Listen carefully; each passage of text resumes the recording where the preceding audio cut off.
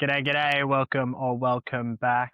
This will be the last episode for this year. I plan on cutting up some clips from the episodes that we have done and releasing them over the course of the next week or so. But I won't be releasing anything again until probably next Tuesday. Let's say that. We'll see how we go. Depends on what happens over the course of the week. In today's episode, we'll be getting into Tom Silvagni's sentencing just briefly, just to take a look at some of the things that came out in that sentencing hearing from the judge, some of the things that he said, the sentence, and I guess the mitigating factors that I find problematic. We're then going to take a look at the fallout, both politically, socially, culturally, and religiously, since last Sunday's massacre at Bondi Beach. From a political standpoint, this might be one of the greatest changing moments in Western history. We will get into all that and more on today's episode of the Mark Pirotta Show. Thanks for tuning in.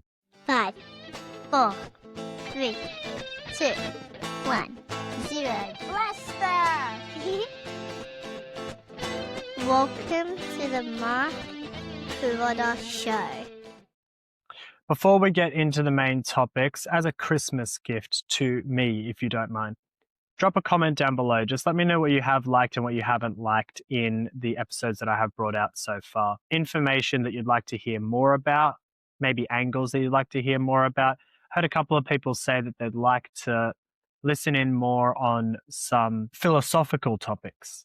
So actually going into the depth as to why we believe something is a moral action or an immoral action, in essence. Some other people have mentioned that the angriness needs to come back a little bit. I don't think that's going to happen too much. I think it'll be topic by topic, but we'll see how we go. But if you can just follow along on Spotify and YouTube, if you can share out some stuff for me, that would be great. I hate sharing my own content. I find it problematic. So if we've got someone who enjoys doing clips, just jump in and throw some clips in. But mostly just leave comments because that does spread news. And that's everywhere. That's on YouTube and on Spotify. Everywhere you drop a comment or a like or even just save something, it tells the algorithm you like that content. And then people who also like things like you will see the page. So if you can do that for me, that would be super helpful.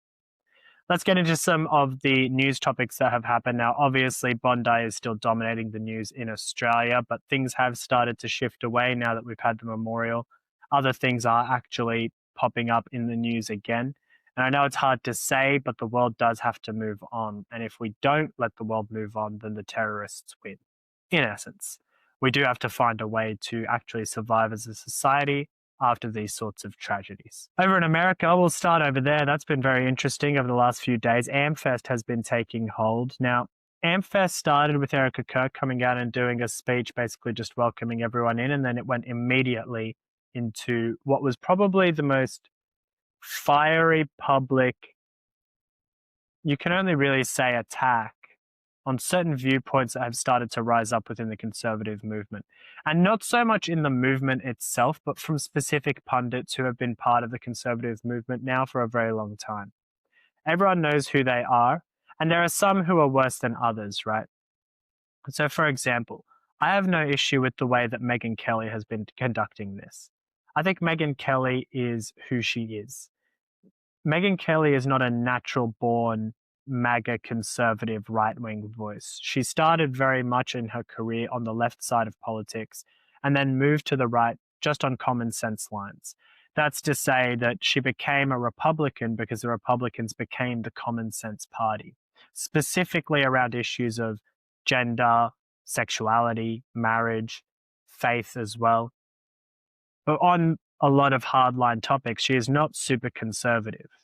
And so I can understand her taking the stance that she has taken. In the same way, Benny Johnson got attacked on stage by Ben Shapiro, which I did not enjoy. I think Benny Johnson is a charismatic showman. I think that the way that he conducts himself, specifically in his shows and especially on these occasions like this, he is seeking to unify people through his energy and his exuberance. He's not the kind of guy who is, going after people, like really going after them all the time. Mostly it's joy, exuberance, come here for Christ, we all love you, turn up. And so I don't really like that Benny got attacked. Now, Tucker, I'm 50-50 on. Tucker Carlson to me is a very interesting character. The way that I see Tucker Carlson as a political commentator is that he is so infinitely curious that he gets himself sometimes into deep rabbit holes, especially when it comes to controversial topics. He likes to both sides an issue in a similar way to how I tend to do things as well, where I like to both sides an issue, see where someone's coming from one angle and the other angle, and try and meet people where they are when it comes in conversation so that you're not doing things out of vilification or a vulgar approach to an interview in the same way that you see Piers Morgan do, for example, where Piers Morgan is all attack. Even if he agrees with you, he will attack you no matter what. He is a confrontational interviewer. And Tucker Carlson can do that, but as a general rule of thumb, the way he interviews is, I'm going to say what I need to say to get you to say what I want you to say. And so definitely in the interview with Nick Fuentes, I think he failed. I think he also failed in the interview with Putin. And I think that that's a two-count issue. One, Tucker Carlson, as a general rule, when you actually look at his career, has done most of his interviews behind a screen. And so when you're actually face-to-face with someone and you can, actually spend time with them and you're interviewing them in a real life scenario, even behind a screen, you don't get a general sense of people. You don't see all of their body language. Like, you don't see that my wog expressions are coming out in my hands every time that I'm doing these episodes. They've come up sometimes.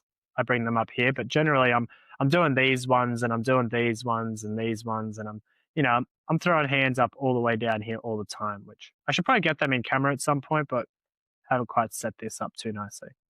And so when you're face to face with someone, it's a very, very different situation. Obviously, being in Russia, interviewing Vladimir Putin, you sort of have to take a soft angle, because if you don't and things go really poorly, you and your camera crew are going to get taken to jail. And so there has to be a fine line that you're towing there. The Nick Fuentes interview, I think he failed in what he should have done, which is to highlight the ludicrousness of a lot of his standpoints. And he did on some things, right? Specifically around his ideas of women, which I really appreciated that he did do that, because that's probably the most egregious of his ideas. Obviously, loving Hitler is a terrible thing, but I think that is more an ethos these days than it is anything to do with actually loving the man. The idea is to be edgy. It's like Hitler is the right wing's Ernesto Che Guevara for the extreme wings, right? Where they're both guys who committed terrible crimes, did shocking things, but they represented a movement that started with good intentions and ended with terrible, terrible, terrible intentions, right? And I'll probably get roasted for that, because obviously, as a general rule of thumb, people don't look at Hitler's history and say, this was a guy who did incredible things in his early time, but no one becomes radical for no reason. And he clearly had the support of the German people for some reason. When you look at the history of Germany, it was pretty rough around that time. And so rough times create rough people, right? And so I think that there is an element to that says that there's an ideology of, hey, I've got it bad, so I'm going to sink to my basest instincts to follow this kind of person. The real issue that has popped up is Candace Owens. Now, what I find deplorable about what Candace Owens is doing is that it's shotgun ideology. It's take a big ballistic gun, throw a bunch of pebbles into it. It's a frag grenade. Okay, you're going to hit everything. Eventually, you might hit your target just from the sheer amount of noise that you've thrown into the world. But an accusation can destroy a life. It can really destroy a life. And I don't think that we've seen any of the fallout just yet, physically. But in my personal belief, I think what Candace Owens is doing is likely going to lead to people killing themselves. Because she is burning people's reputations in a way that cannot truly be challenged. Not in any real sense. And that's the danger of the media commentary world. And that's where I need to now step in and even make my own couple of, apologies to an extent. To the 5 men who we spoke about, as of this moment, they have been cleared of all charges. They were never charged, apologies, with any real crime. They were investigated and they are still under investigation. However, at this point, they are cleared. It is my intention to go back at some point when I have some time and to remove the faces that were involved in the last episode. In the same way, new news that has come out about the father in the shooting at Bondi, and I mentioned that why did the wife and the mother not know what was going on? Turns out that he was not living at home in any way, shape, or form. He was sort of homeless and house hopping at the time between Airbnbs and his trip to the Philippines. And so in that way, the mother is also exonerated, and I apologize for any insinuations that I did make at the time with the evidence that I had. And that is one of the things that has really come out in this. Now, Tucker Carlson came out and he also did a massive, I guess, attack post on Ben Shapiro, and it was necessary. This sort of stuff needs to start being aired publicly. You can't keep hiding behind the curtain saying, that little guy or, that dude over there. Just air it out. Like, have the punch on, get it over with, move on. I think JD Vance's speech was quite good right at the end of AmFest, where he basically came out and sort of gave Ben Shapiro a slap on the wrist and said, Charlie wouldn't like this. Come on, stop trying to cancel people for their views and for who they're having on. But what was interesting is the way that he phrased it, he basically stated this. He said, you're doing what Charlie would never have done in life. Now, I agree with that on that point with Candace's stuff, and I agree on most of Tucker's stuff and everyone else's. But the Nick Fuentes stuff specifically, I find problematic because Charlie publicly said that he would never want to speak to Nick Fuentes because he's a grifter and he sees zero positive intention to that effect. He said that publicly. He answered it in a question quite close to the time of his death. And so I don't necessarily think that Ben Shapiro is so off the mark when it comes to Nick Fuentes specifically, because Charlie never wanted him to be involved in the conservative movement in any real way. And I think that he saw through the grifting that Nick Fuentes has achieved in his now decent career. Unfortunately, making these sorts of little please do's is kind of essential. I enjoy doing it just for the fun of it, but at the same time, if you want to get a message out, you need the people in your community to just comment, like, subscribe, all of the normal jargon, right? Please just take a moment and give me a hand. We need to create a culture of commentary together. And I love the messages coming in my DMs. Put it in the comments section so that everyone else can see it too. Thank you. Let's do a quick takedown of the Tom Silvagni case, and we'll just take a quick look at this hearing. Just a couple of lines. Now, it went for about 33 odd minutes. You can go find it. It's all on YouTube. So after the ban was lifted, the judge effectively came out and said, I actually just want to publicly film myself given this sentencing hearing. I believe that the reasoning behind it was this. There was a lot of speculation as to the story online. The way that the judge laid out the case, as it pertains specifically to motive, action, and final conviction sentencing, it laid out a pretty clear picture, to me at least, that this happened, that the story isn't just a story, and that the facts of the case are almost at this point irrefutable. And so I think the way he laid it out in this alludes to the fact that she didn't know, and that was in the first case, and then she sort of figured it out halfway through and then said, no, stop. And at that point he stopped and left and then came back and went again, but under force now. And so there are actually two sentences here that are handed down. So the way that the judge laid it out is that the maximum term he could apply for both, considering everything, was a maximum of 10 years per count.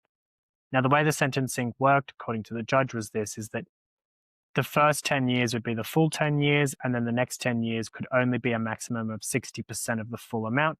So the full amount of this charge that it could have been all up was about 16 years. He then went on to give mitigating factors. The mitigating factors that he did not include were alcohol being involved. That was number one. The mitigating factors that he also did not include initially was his youth, but then for some reason later on, he did actually say that his youth had something to do with it and he had to, according to the law. Now, mind you, from what we know, he was approximately 20, 21 years old at the time of this. So it's not like he was a youth. Now, sure, men's brains develop towards the end at about 25, but that's on small stuff like, emotional intelligence or the ability to realize that the world isn't just centered around you and things like that. When it comes to this sort of sentencing, like we're talking rape here. This isn't a small sentence. This isn't a small crime. At the end of this, we'll see. Let's listen to the clip. We'll listen to the clip and I'll tell you why I have a serious issue with this. Number of character witnesses gave uncontested evidence of your good character at your trial, and several more provided character references at the plea. You are described in the references as a respectful and considerate young man. Dr. Jacqueline Rakov, forensic psychiatrist, provided 5 reports. In her first report, before charges were laid, Dr. Rakov noted that you suffered from depression and that you had experienced suicidal thoughts in childhood. Dr. Rakov noted that as a result of your arrest and charges, you suffered an acute stress reaction. Dr. Rakov reports that you have had recurrent suicidal thoughts through mid-2024, specifically related to the fear of public exposure. In her second and fourth reports, Dr. Rakov focused on your increased suicidality, her diagnosis of major depressive disorder, and your 2 bouts in hospital for depression and suicidality. In her report of 25 March 2024, Dr. Rakov notes a number of stressors were present in your early years. There was relentless media interest in your parents and particularly your father's sporting career, which trickled down into interest in you and your brother's football abilities. You often felt inadequate when compared to your brothers. You have at times growing up thought of suicide. Your football aspirations came to nothing with the isolation and cancellation of school sport in the crucial years leading up to the draft. At the end of this, he got 3 years and 3 months, around about, with some changes due to time served. I find this abhorrent, okay? If this happened the way that has been described, which as it stands it has, how do you get 3 years and 3 months for this? And one of the major mitigating factors is age, which should not have been taken into account considering the fact that he was 20 to 21 years old at the time. And mental health. Why have we become so soft as a society that mental health issues somehow are a mitigating factor? So I'm not talking mental health issues in the way that makes you unable to process right and wrong, right? We're not talking schizophrenia. Okay? We're not talking real bipolar disorders. Okay? Even to an extent, Down syndrome, things like that. Things that stop you mentally from being able to reason between right and wrong. Anxiety and depression are not one of those things. Suicidality is not one of those things. If anything, it ought to give you a heightened sense of the gravity of the decisions that you make, because you realize in your own life that things have gone wrong for you. And because things have gone wrong for you, you now have this condition called anxiety and depression. So you ought to be hypersensitive to other people's feelings and to how other people will react and how their mental health will be affected as a consequence of your actions. If anything, it should be an aggravating factor, not a mitigating factor. How does this sit in a criminal court, a criminal justice system, to say this guy was a bit sad, so we're going to take off a little bit of time over the fact that he raped a girl? Does that logic make sense to you? And I understand, and this is a double-edged sword, and I know that this is a left-wing double-edged sword, and it's one of those corner of contradiction things that I've sort of put aside in the episodes, but it is a contradiction because your ideology is like, it's like a murder-suicide, the way that your brains work. It's, mental health is really important. We have to focus on mental health, and people who have mental health issues should be given the world so that they don't have mental health issues anymore. But as a general rule of thumb, focusing in on their mental health issues actually makes their mental health issues worse. Rape is the worst thing that you could do to anyone ever, outside of stopping them from having an abortion, as an ideology from the left wing. And now these two things have collided. These two ideologies have come together to give a guy who raped a girl twice, once under deception and once under force, okay, and it was digital rape, but it doesn't matter. According to the law, they are the same thing. And he got 3 years and 3 months because mitigating factors are he was a good boy and he has mental health issues.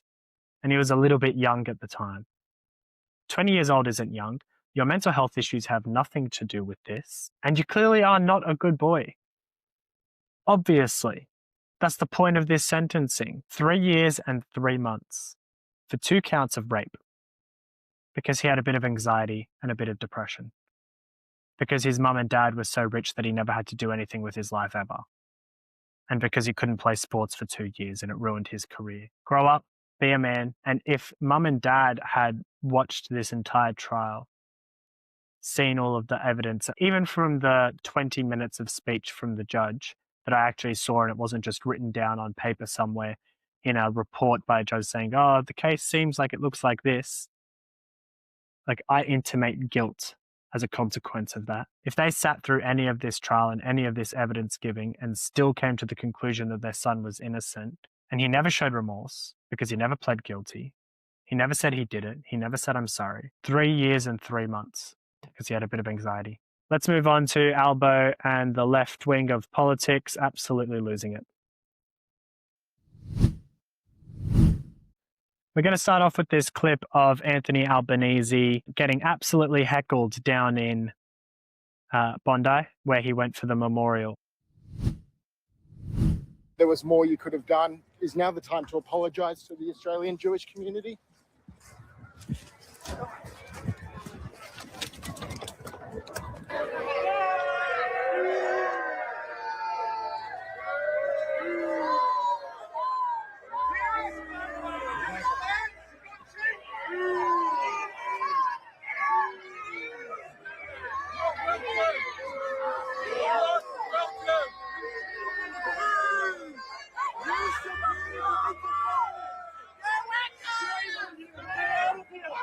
You are not welcome.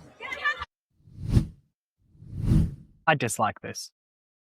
I don't like it. I don't agree with pretty much any of Anthony Albanese's politics, but booing and heckling, and I saw a really good post today actually, and it was like this. And I agree to an extent that Anthony Albanese has some guilt in this, and the guilt stems more from inaction and softness than it does from action in any sense.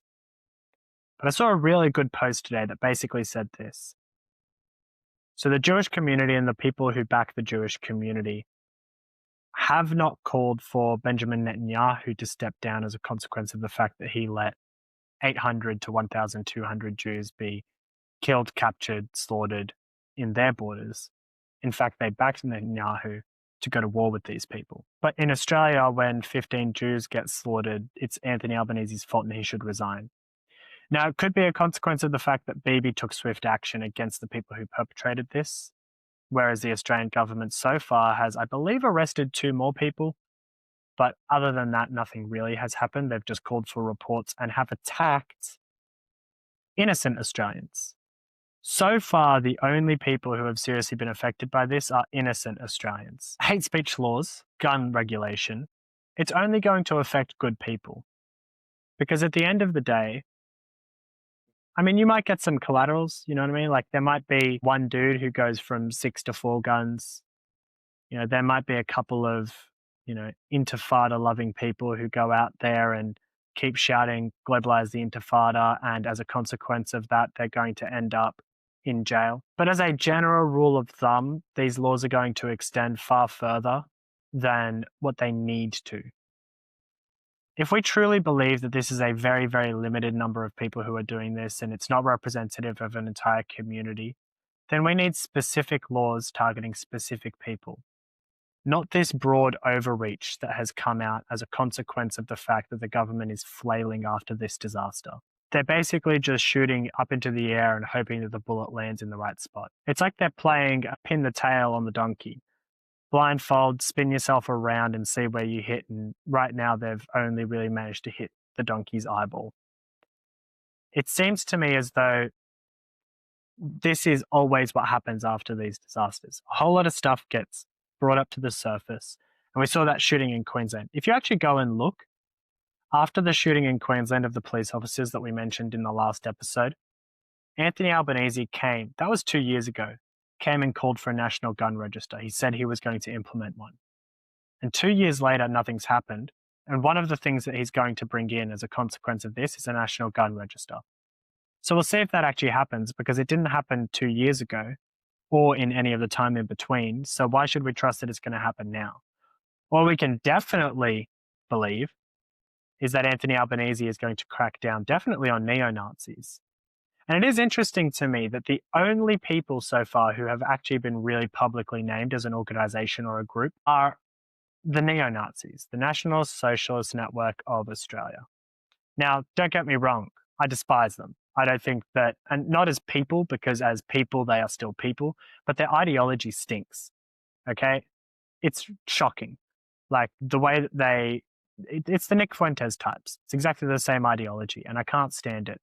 It's woe me. It's the exact opposite of the left wing, just on the right. Woe me, the world's so tough, I'm going to go scream and shout about some people who are definitely doing me wrong right now, instead of literally, pulling myself up by my bootstraps. But all we've heard so far, gun regulation and limits on free speech as a consequence of the fact that this has caused so much immeasurable damage to the Jewish community. And now I understand it's action, but sometimes this sort of action is actually just a mud screen. Let's put it to you this way. You can't simultaneously claim that we live in a cohesive, multicultural society. And Chris Minns, to his credit, actually did say this. I don't think he intended to, but he definitely did. He basically said this. He said, multiculturalism has changed in Australia. It hasn't. And the issues that we've been speaking about from the right wing of politics haven't changed at all. What has changed is this.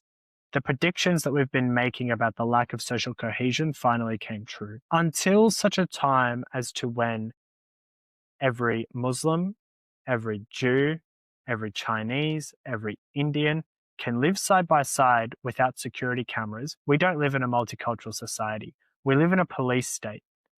Okay? We live in isolated borders within our own nation that lock in our communities and pretend to protect us with security and security cameras. If you don't believe me, let's watch this clip. Specialist police armed with semi-automatic rifles will be deployed in Victoria for the Boxing Day test at the MCG.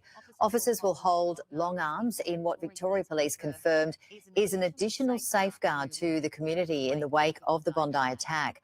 Authorities will also survey surrounding areas, including Jolimont Station and Yarra Park. So in our wonderful multicultural society, in order for us to maintain that social cohesion, what we need is police with long arms. Now, I don't disagree that Australia is multi-ethnic. From all the lands on earth we come, we're Australians. What bugs me so much is that we could really easily solve this issue if we simply got rid of the ability for people to maintain working, family, etc. visas here in Australia for more than 7-8 years. There have been people who have called for citizenship to be given after 10 years in Australia. But I seriously think that it should be the opposite. I think that citizenship should be given at approximately 5 years once you've been here on a working visa. Most visas are 4 years, so we might as well make it, you can apply once you've reached the 4-year threshold of a visa. And the reason is this. Once you're an Australian citizen and you start getting, Australian documentation, one, it's far easier to track if something's going on with you. Okay, you're involved in the system. The system, you're in and out of it, and it's digital ID to an extent, but it's more like key markers of where you're up to, what you're doing. You don't fall through the cracks. From everything that we know, the father in this incident was not a citizen. And he'd been here since, 1996, 1998? He'd been here for a really long time.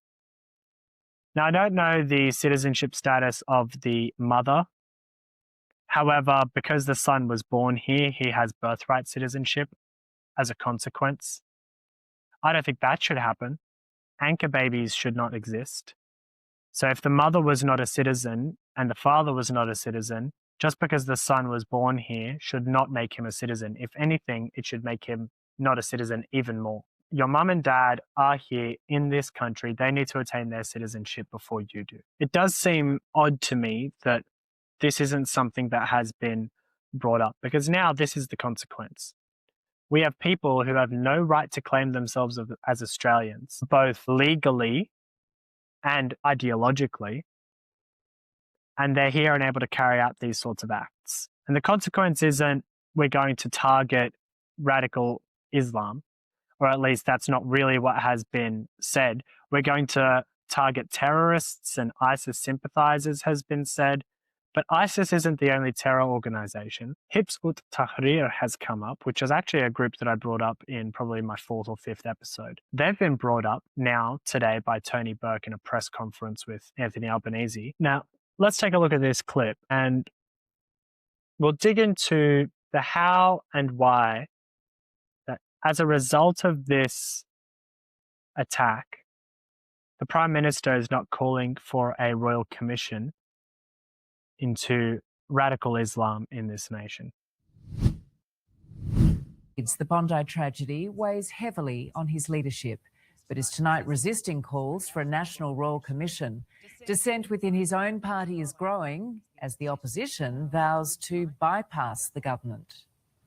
A target of Jewish anger and grief. Blood on your hands! Today, a prime ministerial apology. Some of that anger was directed towards me, and I understand that. And I'm sorry for what the Jewish community and our nation as a whole has experienced. No apology, though, for continued resistance to a Commonwealth Royal Commission, as calls mount, including from federal Labor backbenchers Mike Freelander and Ed Husick and Bondi's own MP. We owe it to the people who died on last Sunday to look at every single possibility of what has happened and how we can prevent it again. Anthony Albanese doubling down on a departmental review into federal intelligence agencies. That review can feed into any Royal Commission that is established in New South Wales that the federal government will cooperate with. I don't want to see their memories being desecrated by this half-measured departmental review that is proposed by this Prime Minister. I'm responsible for New South Wales. We will make sure it's full and comprehensive as well as being independent. The Prime Minister today testing out a new slogan calling for unity and urgency over delays and division, but with no commitment to bring back Parliament early to pass gun reform and hate speech laws. Both appear to be in short supply. So we have a New South Wales Royal Commission. That is a state matter. We do not have a federal Royal Commission. What's the issue with this? The issue is twofold. One is the state doesn't have the ability to subpoena federal governments, and federal government departments. It can only really look at what the state has done, and it can ask for assistance from the federal government. The second issue is this. It assumes that this is a state issue and not a national issue. They're happy to use the terminology of Australians, Australian Jews, Australian this, Australian that. But when it comes to the issue that has popped up here, they're not going to utilize the term national when it comes to the Royal Commission. They're not going to do it from the federal level. Again, they're happy to utilize the term nationalist socialist network. They're happy to attack Nazis, which, again, fair, I agree. You can attack them all you want. Their ideology is deplorable, 80% of it at least, or at least their rhetoric is. It might be the Nick Fuentes grift, where his ideology is much softer, but he wants to break through the noise. But the main issue that I see with this entire process is this. Why would Anthony Albanese not want a federal royal commission? So far, the best answer I have is this. Number one, a federal royal commission into this is going to point the finger exactly where it needs to be pointed. Not only at radical Islam, but at fundamentalist Islam.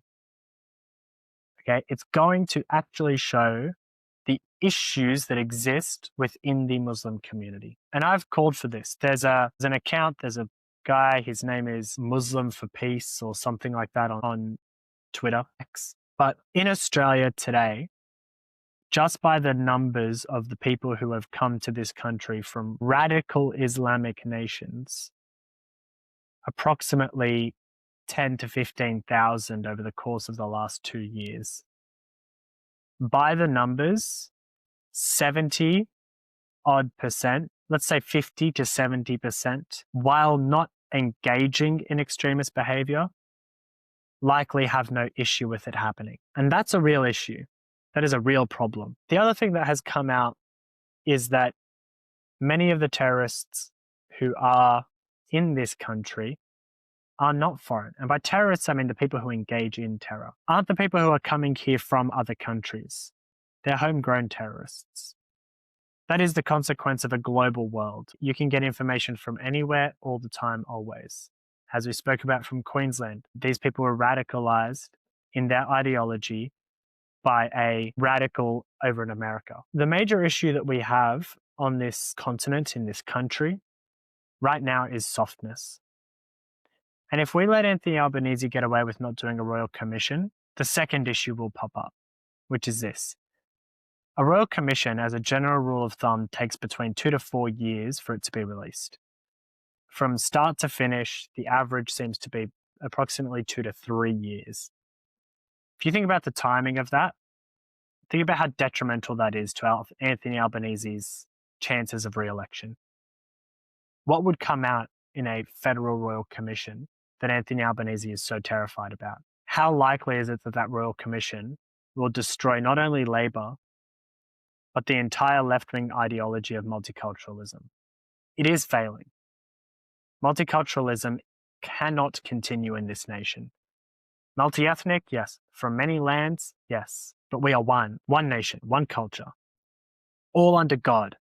The Christian God, mind you, who loves you, whether you are the prodigal son who has left him willingly, who has come back after years of disowning and living the lavish life that we are so comfortable with. Australia has a real choice to make here.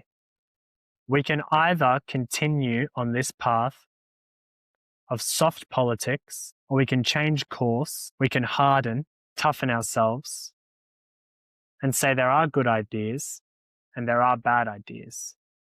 Let's flip the tables at the temple and let's say this. The ideas that we believe in, these are those values. You come to this country and you want to make Australia great, you belong. You come to this country, you preach hate, you do not integrate, you do not even become a citizen, then you have no place here.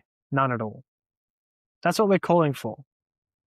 From an immigration standpoint specifically, we're calling for this. It is, if you are coming to this country to utilize its resources, then you ought to pay back into the system with your time, with your effort, with your love for the country, with your love for its people. Net immigration last year was 450,000 people, okay? That's a lot of human beings. So net immigration means how many people came in and how many people went out. Student visas, it's working visas. There are currently in Australia, as of this year, an extra 450,000 people living here. Approximately 150 to 180,000 of those will be permanent visa or citizens by the end of this year. That's a whole lot of people. Too many. You cannot integrate that many people into a society successfully. Not peacefully. We're going to continue to need security cameras, long guns at our sporting events. Good luck on doing New Year's Eve. Bollards going up everywhere to stop people from ramming their cars into these events and killing hundreds, if not thousands of people. This isn't multiculturalism. This is the separatists. This is Star Wars, everyone living on different planets, all in the same universe as a microcosm of this nation, a macrocosm of this nation. Australia needs to be a place where you can come only because you want to make the country greater, not just because you want to make your life greater. You want the opportunities, but you need to be able to pay into the system. I asked someone today, I said, is there a way for the radical portions of Islam to be removed from the Quran? I don't think it's possible. And then I asked, can there be caveats placed in? I believe that that's something that we need to discuss in this country.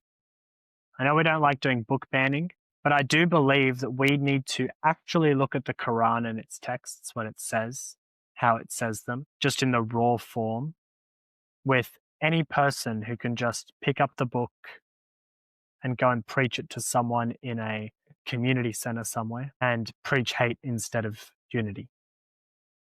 Actually, make it law that the Quran in Australia can only come from one printing source.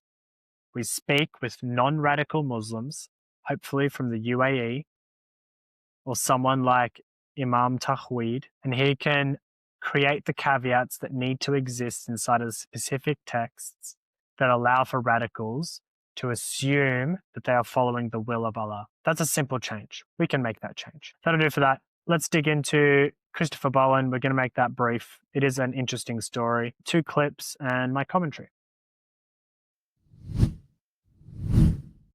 Chris Bowen's done another sneaky. Can you believe it? So Christopher Bowen has effectively come out today of all days and said, we were going to make this announcement last week, but we're making it this week instead, where the only thing everyone's talking about is Bondi, but he has been the sacrificial lamb for a whole lot of stuff recently. So let's dig into this. Watch. Most Australians think that Australians should have first rights to the gas that's under Australian soil, Australian waters, and that gas should be available to Australians at reasonable prices. And Australians are right about that. Most Australians think it makes no sense that Australia can be one of the largest gas producers and exporters in the world, and yet we have report after report showing us that there are gas shortages for domestic use in coming years. And Australians are right about that as well. So today, after months of consultation with Minister Madeleine King, I'm announcing with Minister Ayres, who's acting Resources Minister as well as being Industry Minister, that the Albanese government will now move towards a gas reservation policy for Australia. A policy based on a preferred model of export permits for our 3 gas exporting companies and indeed anybody else who proposes to export gas in the future. We've consulted on various models, we've consulted on various options, but we've decided to support as a preferred model for further consultation, the simplest, easiest to implement, easiest to understand model of not allowing gas exports into the future unless the government is satisfied that domestic demand is catered for first. And we believe that that can be achieved by a national reservation of 15 to 25%, which we are consulting on from today. What does that mean? That means that the climate crisis crazies are falling apart. Why does it mean that? What do we use gas for in this nation outside of electricity production? Almost nothing. Electricity production is the predominant life force or life usage of LNG, liquid natural gas. This report that has come out effectively said that by 2030, Australia will run out of its ability to effectively produce energy in this nation if they do not up their gas intake. Now, mind you, a question comes out later that basically says this. We don't currently have enough capacity for storage of the amount of gas that we're going to need into the future to actually house this 15 to 25% of gas that is required by the report that states that we will run out of our ability to actually produce electricity and energy in this nation as a consequence of Labor's terrible energy policies. The climate crisis is failing. It is failing. The crazy climate ideology is falling apart. How is it possible that we have upped our energy production? We're running so much on solar and wind, and we've invested so much money. Shouldn't that be outweighing the amount of gas that we need at an equivalent rate? Now, mind you, we're going to have to do new digs as well simultaneously, because the Bass Strait gas reserve is currently sitting at about 20%. Well, listen to this question here, because this question was interesting. The question was, because the voice is a bit choppy, why now? When everything else is coming out in the news at the moment, specifically around the Bondi shooting, why have you made this announcement now? It kind of feels like you're You're hiding the ball here. You're sort of throwing this into the zeitgeist at a time when no one's going to be listening to this news. And sort of just telling the Australian people, hey, by the way, we're doing this. It has nothing to do with the fact that our climate crisis is falling apart and that our investment into green energy is failing and it's not going to be good enough for Australians by the time that the gas runs out in certain projects. We've completely mistimed this. We've been wrong about it at every step of the way. He's hitting the ball. Let's see his answer. Wondering why it couldn't have waited a week or two. You did say that next week's Christmas, mate. So well, you did say that would be slipping it out. Look, with respect, we were going to announce this last week. We decided not to, and for obvious reasons. The industry knows this is coming. It's well. We have not hidden the fact that we were doing this review. We've taken the decision that to give the industry the certainty going forward and not to leave it till next year so that they can start planning for this new policy, and the policy can be in place. We're announcing it today. If we left it till next year, you could criticise us for that too. We've taken the difficult decision now to proceed to announce this policy because we need to give the industry certainty. Right. Okay? You couldn't wait until January though. Like, well, you couldn't wait until January, and I mean, unless you're expecting like a contract to come in like say the next 3 weeks or something, it does still appear that you could have announced it later in January. As I said, we were planning to announce this last week. That's you'd be unsurprised. Contract to come in next week then. Well, we're providing for any circumstances. We're making it very clear from today. Any new contracts will be covered from by the new regime, regardless of when they come into force. Slip of the tongue. We're using socialist language right at the end there. Did you hear it? Under the new regime. Who uses that language? I don't think I've ever heard that language used publicly in Australia. That language is the language of socialists, of communists, of Nazis. What regime? Aren't we a democratic society? Isn't this the will of the people? It's not a regime. Regime means top-down governance, not bottom-up governance. Regime means the rules, not the law. The law is a consequence of the will of the people. A regime is the powerful elites pushing their ideology top-down. Now, mind you, it's a regime that I don't dislike. If you're going to do a regime, this is a good one. Put the gas where it belongs, okay, in Australian tanks, so that our energy prices can come down. Heck, tax them more. Tax the gas companies when they offshore our gas more. If we honestly taxed gas properly, we'd have a sovereign wealth fund. Now, there are caveats to that because they employ a whole lot of people. Okay, so we get income tax as a consequence. A lot of them are international companies, so they bring money into the country. Yes, I agree. I get that. But with the way that things are going right now, we need to be taxing these people more.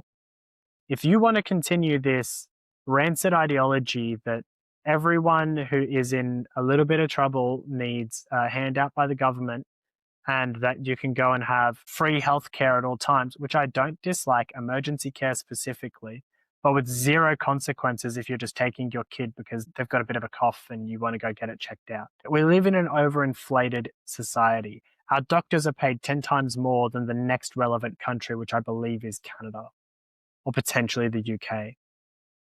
10 times more. What incredible surgeries are we doing here that the other people aren't, that the other countries aren't? And so if you want to live in a socialist society, you have to tax appropriately. But when you try and do that and you break into private markets and you attempt simultaneously to funnel the people's money into green climate crisis nonsense, this is what you're going to end up with. You can't hold this many contradictions in your head and not suffer a consequence. We can loop this all the way back to this Tom Silvagni case. Contradiction 1, mental health is super duper important and everyone who suffers from it is a saint who needs help. On the flip side of that, he raped someone and so now he gets off because of a consequence of your ideology. You hate both things, you love both things, and somehow this dude gets off. At the same time, we want green energy that is non-functional. We don't like gas, but we need gas. We want a socialist state, but we're not going to tax them. We're just going to have reserves here, making things less expensive now for the Australian population. The green energy system's going really, really well and energy production isn't a problem. But simultaneously, we need this gas to ensure that we don't run out of energy production over the course of the next 5 to 10 years. And all at the same time, we're going to announce this at a time where it's really not suitable to be announcing this. But at the same time, we were sensitive because we didn't announce it last week. But it's super duper duper important. Okay. And even though it's insensitive now, it would have been more insensitive earlier. And it couldn't have waited until next week. Your contradictions are all falling apart. The climate contradiction, the multicultural contradiction, they're all falling apart. Australia's waking up. We are not going to go into the next election in the same way that we did in our last election, which is blind. But what we need to do is educate people. This needs to spread far and wide. All of these messages. Emeka, Sam Bamford, Harvey Yemeni, Pauline Hanson, all of the messages that these people are speaking about, okay, they need to spread far and wide. And it's not incumbent on us. I replied to a comment today. Someone said you should get into politics. And I've come to the conclusion that that's not what I need to do. Because politics is a representation of the people, okay? People are voting these governments in. So that means one of two things. Either the entire Australian population is malicious or they're uneducated. This was a comment that I made last week. Socialism as an idea builds nothing. Okay? It feeds off what capitalist societies create. It's the reason that no socialist government has ever survived longer than 50 years. Why? Because when great capitalist societies create and socialism comes in as a consequence and is not challenged continuously, you end up with a failing society because socialism does not create, it only consumes. As a consequence of that consumption, people get poorer and then they long for something else. Then they go back to capitalism. The issue with socialism is that socialism demands control of the people. That's why socialism always turns into communism. And that's where we're heading. Okay, we've got 2.5 more years of this. More control on gun rights, more control on freedom of speech. No real end in sight when it comes to immigration. And now we're getting regimes. This country is getting scary. The ideas are crumbling. And this is a pivot point for the nation. But we need every person who is listening to educate a friend. Like stuff, comment on stuff, repost things. Get information out there. Speak candidly with the people who are around you. Stop being fearful of the fact that they might judge you. Say you're a racist, say you're a this, say you're a that. We are none of those things. We don't have a specific subset of skin colors that we dislike. It has nothing to do with that. I care about the contents of your character, not the color of your skin. Okay? Now, there are places in the world where if you go and grab those people, you have to prove to me that you are a good person. Okay? Because the apple doesn't fall far from the tree, as a saying, exists for a reason. Okay? Those nations are a nation for a reason because they have a shared ideology. Okay? That is different from their neighbor and is different from the neighbor next to them. So yes, there are countries where to an extent we do need to discriminate. That is to say, I need to be a little bit more careful about whether I pick from you the correct people for the country of Australia who share our values, okay? But that has nothing to do with skin color. Nationality, their education, what they grew up learning, the basis, the fundamentals of who they are as a person, those things are important. I do believe that Australia is going to go a couple more steps back. We're going to have more incidents before this clears up. If not, then hopefully ASIO has done its job. But I don't see that happening under this current government with the way that they are speaking. That'll do us for the show today. Merry Christmas, everybody. Happy birthday, Jesus. I hope that you have all prepared well for this season and for the year to come.